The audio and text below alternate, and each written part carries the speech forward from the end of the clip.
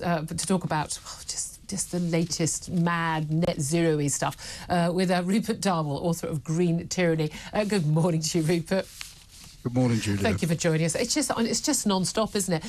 The latest plan from the Energy Security and Net Zero Secretary, i.e. pick a side, he's not both of those, Ed Miliband. He's vowing to ban landlords from renting out properties that don't meet energy efficiency standards. You think on the face of it, oh, well, that probably sounds all right, but we're looking at people having to spend like up to 10 grand upgrading each of their rental homes. Well, that's fine, you know, if it's a big property you're renting out for a fortune, but if you're looking at like a studio, one bed, you know, flat, I'm not entirely sure that a lot of landlords are going to do that.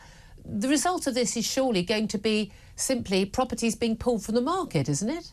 Yeah, absolutely, Julia. And the other thing, it's not necessarily the idea that it'll make homes warmer, rental properties warmer, because landlords will be forced to put solar panels on the roof, as you point out just a moment ago. This is not a country that endowed with constant stream of sunlight.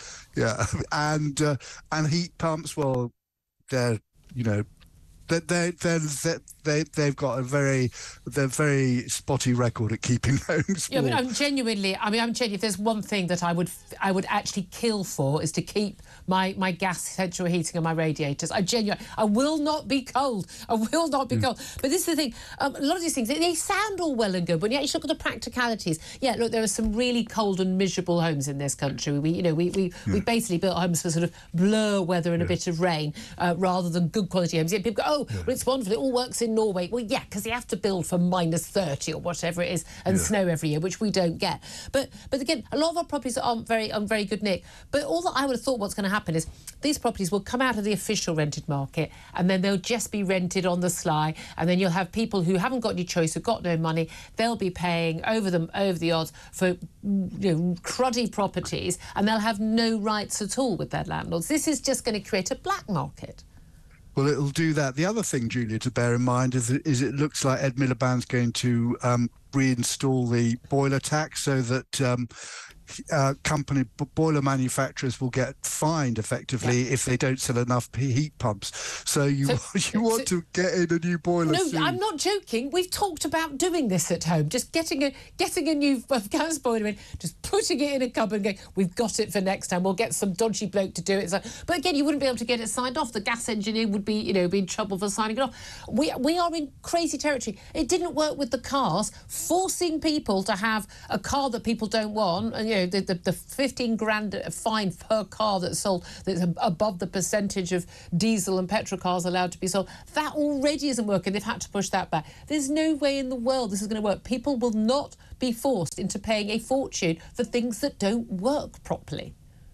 The secret is, if they're talking about taxing and banning, you can be absolutely sure this is kit that people don't want. Ta-da! Exactly. Not to mention also, by the way, all the people with the smart meters that don't work. They reckon, is it Martin Lewis reckons that we're talking about sort of like, a quarter of them or something don't work. People are being overcharged. And of course, they're only there so they can charge you more at peak hours rather than charging you less other times.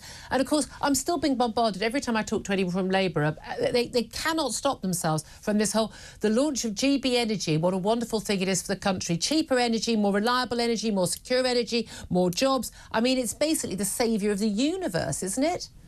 Well, no one can work out what GB Energy is meant to do. I mean, obviously, Ed Miliband's getting off on GB Energy being publicly owned and so forth, but no one actually knows what difference it can make. It doesn't produce anything. It doesn't produce any power. And bear in mind, Ed Miliband has locked Britain into high and rising energy prices with the latest allocation round for wind and solar. Incredibly expensive electricity. Wait a minute, Rupert, he hailed this as a great success because they had so many bids. But they had so mmany bids because they raised the price and the subsidies, paid for by the rest of us, right? Absolutely. This is proper the emperor has no clothes on stuff, isn't it? This is going to come back to bite Ed Miliband and Keir Starmer very, very hard in the backside in a few years' time. Well, if you remember what Paul Mason said about Labour's top two priorities, higher growth and net zero, well, that you could do one or the other. You can't do both. It's as simple as that. Rupert Dole, thank you very much indeed. And by the way, if you want to fact check that and send it to Ofcom, yeah, all facts. But let's start fact-checking the claims of the government on this, because it's absolute bunkum, everything that they say on this. It genuinely, it is, I believe, gosh, what is it when you deliberately say something you know isn't true? I believe it's called disinformation. I thought they wanted to make a crime out of that. They really should think about doing that, shouldn't they?